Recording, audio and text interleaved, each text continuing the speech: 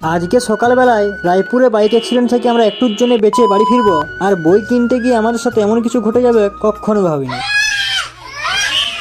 তো চলো তোমাদেরকে সবটা শুরু থেকে বলা যাক।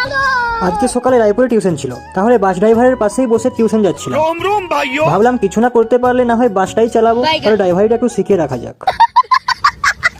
তো তারপর টিউশন ছুটি হতেই কিরণ আর আমি চলে যাচ্ছিলাম বই দোকানকে বই নিতে, আর তখনই একটা কাকু এসে আমাদের গায়ে বাইক ঢুকাই দিচ্ছিল। মানে ভাবো কি হতো ঢুকিয়ে দিলে, যদি ধাক্কাটা দিত না গাইস, পুরো 1 লাখ টাকা নিয়ে নিতাম, তারপরে ছাড়তাম। যাই হোক, ভাগ্য আমাদের খারাপ থাকেনি, তার জন্য আমরা বেঁচে গেলাম। তারপর দোকানে গিয়ে আরো একটা ঝামেলা। কাকু আমার হিসাবে ভুল করেছে, 600 টাকা বাড়তি নিয়ে ফেলেছিল আমাদের কাছ থেকে।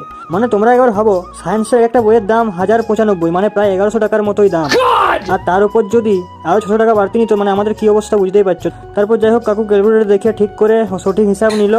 তারপর বই কিনে কিরণ চলে গেল ওর কেটিএম নিয়ে বাড়ি, আর আমিও চলে এলাম আমার বাসে চেপে আবার বাড়ি।